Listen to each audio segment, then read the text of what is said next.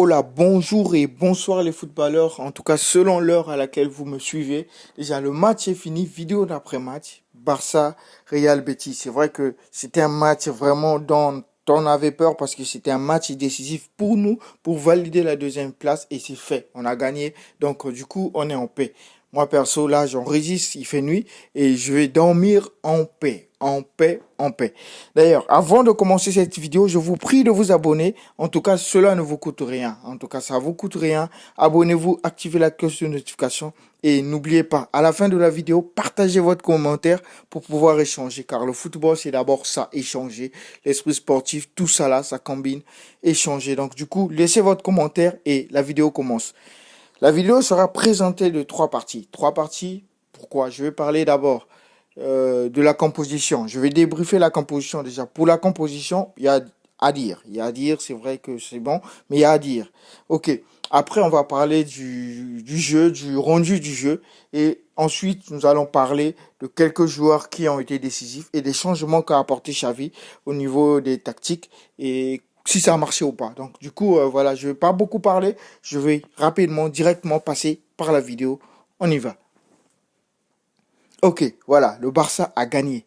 Le classement au début, c'est vrai que c'était, nous on s'attendait un tout petit peu que Aubameyang commence. C'est vrai, on a été déçus dans ce sens-là parce que Ferran Torres, c'est lui encore une fois qui commence. Moi perso, moi j'ai pas de problème avec ce joueur. Je n'ai pas de problème avec lui. C'est vrai que c'est un talent, c'est un espoir comme les autres parce que c'est un jeune. Quand on parle de Gavi et tout, Pedri, ainsi de suite, il fait partie de l'espoir. Mais quand ça ne marche pas, ça ne marche pas. Il faut essayer de changer pour pouvoir booster les joueurs. C'est comme ça, Guardiola, il le fait. Quand on voit l'autre là, Ancelotti, il le fait. Euh, la plupart des coachs, ils le font. Donc, on peut voir Rodrigo du côté de Real. C'est quelqu'un, en temps normal, il mérite l'autre là. Mais quand il faut le booster, il faut le mettre sur le banc pour pouvoir tirer le meilleur de lui. C'est comme ça que ça se passe. Le classement, pas trop de surprise, d'autant plus qu'on savait que bon, quand Piqué n'est pas là, direct c'est Eric Garcia qui reprend. Dès n'est pas là, ok, Daniel Alves en temps normal, Daniel Alves c'est lui qui est titulaire. C'est vrai que c'est un vétéran, il veut pas jouer tous les matchs à 100.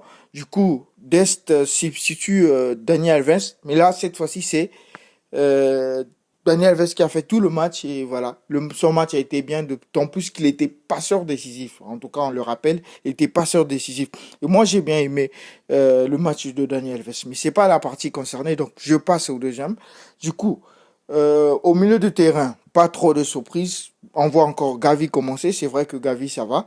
Mais ce que j'ai plutôt aimé, c'est avec les rotations qu'il a pu faire. C'est à féliciter au niveau de Xavi. Les rotations, c'était bon. C'était très bon, en tout cas. De mon côté, j'ai aimé. La défense, j'en ai parlé. Le gardien, Ter Stegen, c'est pas entraîné à la veille du match. Donc, du coup, il faisait pas partie des l'autre. Moi, j'ai pas bien compris. Il a fini le match précédent tout en étant en forme. Mais après les entraînements, il s'est avéré qu'il n'était pas trop en forme. Donc, du coup, il s'est pas entraîné et on l'a pas mis dans la liste des convoqués. Et la liste des voyagés, il n'était pas. Donc, du coup, Neto commence. Neto commence. C'est vrai que il nous a pas sorti un clean sheet, mais ça va. Moyen parce qu'il n'a pas été beaucoup sollicité en termes d'action et tout. Le Real Betis, c'est pas celui qu'on attendait. On avait vraiment leur surestimé. C'est l'erreur qu'on n'a pas fait l'erreur qu'on n'a pas fait récemment et tout, on a surestimé le Betis. Donc, du coup, on a pu bien défendre. Arrojo qui était très présent. En tout cas, moi, j'ai aimé la prestation d'Arrojo. Il était présent. Il a même failli marquer. Donc, du coup, moi, Arrojo, s'il améliore ses côtés, ses jeux de tête, je pense que vraiment, il nous fait un Sergio Ramos, Carles Puyol, je ne sais pas qui d'autre, mais en tout cas, Arrojo, c'est bon.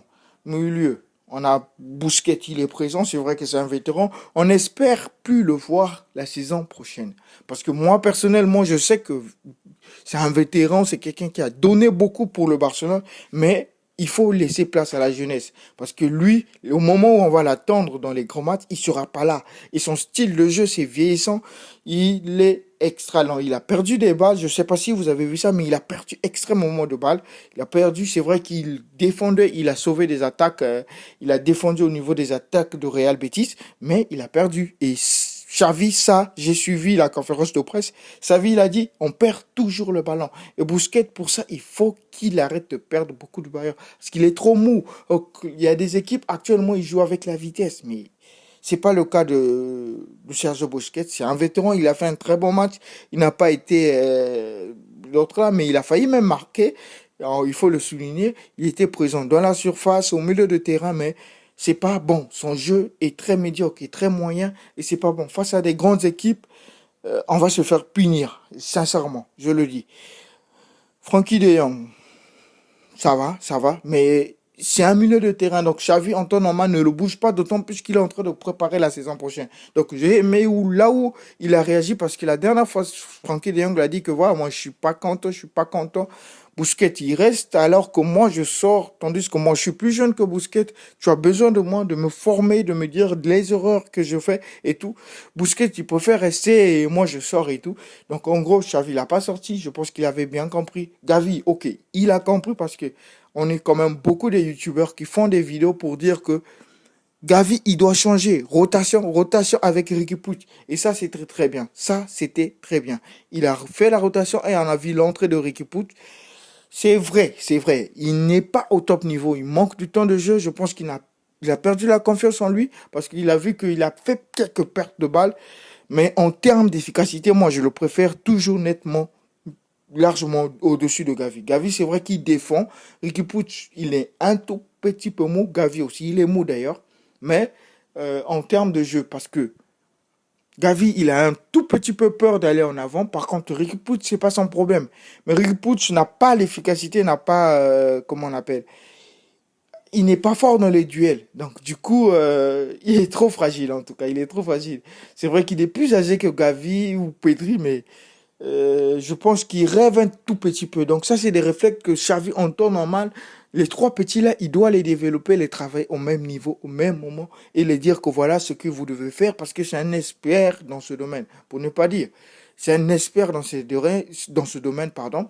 Il connaît le foot, il connaît le milieu du terrain. Donc, en gros, Xavi doit faire. L'attaque, pas de problème. L'attaque, au niveau de l'attaque, Memphis Depay a géré assez moyen. C'est vrai que le match précédent était largement mieux, mais il a tenté. Ferran Torres, bah, il est très médiocre, il est très médiocre, il est très médiocre. Il n'est pas, en fait, il n'est pas, il est très inoffensif, j'allais dire. Il n'est pas décisif encore une fois.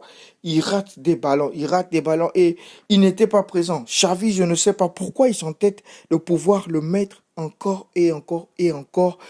En fait, il le cherche un endroit, mais on sait qu'il est dans les ailes. Il est aux côtés. Donc, du coup, s'il ne parvient pas là, ne le met pas en avant-centre. On a Aubameyang, on a Luc de Jong. Mais Xavi son tête à mettre. Donc, du coup, je ne sais pas. Il veut forcément le forcer. On a le retour d'Ansu Fati.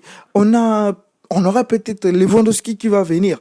On aurait Rafinha, on aura Dembélé. Donc, en temps normal, avec la compétition qu'il aura, il n'a pas de moment de temps de jeu. Donc, je ne sais pas pourquoi tu le forces alors que le joueur ne prend pas conscience. Il doit marteler, il doit pouvoir confirmer là pour que qu'il puisse discuter la place avec les Lewandowski, possiblement, s'il vient, bien sûr. On parle aussi de Lukaku, mais ça, c'est hors sujet. Donc, du coup, je parle pas de ça dans cette vidéo. Lukaku, c'est des rumeurs. Pour l'instant, il n'y a rien de concret. Hein. Il n'y a rien de coco. De la même manière qu'on a parlé de Salah, Lukaku et tout, c'est pareil. Donc, du coup, je reviens sur le match. Je dis, Ferran Torres, moi perso, il mérite le banc, il mérite le banc. D'autant plus qu'on a Luc de Jong qui nous fait des bonnes prestations. On a Memphis Depay qui est en train de revenir pour faire des bonnes prestations. On a Dembélé, on a Soufati, on a Adama Traoré qui peut très bien faire ça. Donc du coup, je préfère que vraiment Ferran Torres soit sur le banc et peut-être le booster un peu. Je dis pas qu'il est mauvais, qu'il est fini, non. Je ne dis pas ça. Mais seulement, il faut bien que quelqu'un puisse le remuer. Et tant qu'il se dit que voilà, moi je suis intouchable, mais il était sorti, on était très content. Moi, perso, j'étais très content. Il est sorti, c'est bon pour moi, c'est bon pour tout le monde, je pense. Parce que c'est vrai que on a vu les entrées ont changé le match. Il n'y avait pas de but jusqu'à ce qu'ils étaient là. Et quand il y a eu des entrées, à chaque fois qu'il vient mettre le but, c'est un entrée. Jordi Alba qui vient. Et la passe, voilà, tout le jeu s'est construit autour des entrées et c'était très bien. Moi, perso, moi j'ai aimé le match. C'est vrai que niveau jeu, on a galéré en première période, mais deuxième période, on s'est amélioré, ce qui n'était pas le cas dans les matchs précédents. Donc je pense que ça va, le niveau ça va. On a fini la saison parce que là on a validé, si vous le savez, on a validé notre deuxième place. Du coup, même si on perd les points, je pense que ça va. Atletico déjà va jouer avec le Real, certainement va perdre. Le Séville va jouer avec le Betis Séville. Donc, du coup, nous, on est un tout petit peu en avance. Du coup, c'est bon. La saison est finie. On se projette à l'année prochaine, la saison prochaine. Du coup, voilà, on gère plus le stress. Mais moi, le match, je l'ai suivi en tout cas à 100 à l'heure. Parce que ça jouait avec mes émotions, d'autant plus qu'on faisait 1-1 jusqu'à voilà, jusqu'à la fin pratiquement du match. Donc, c'est quand même un peu difficile. Donc voilà, je n'ai pas beaucoup parlé. La vidéo est terminée. Comme je vous l'ai dit, dites-moi en commentaire comment vous avez trouvé le match. Vos avis, tout ça. Posez des questions si possible. On va échanger. Moi, je vais répondre. Et ceux qui peuvent répondre aussi au message des autres pour pouvoir discuter. C'est le foot. C'est comme ça. C'est notre équipe, le Barcelone. Et tout le monde est content. On rentre chez soi. Pour certains, on dort. On paie. Tout en sachant qu'on a gagné. On a confirmé notre deuxième place.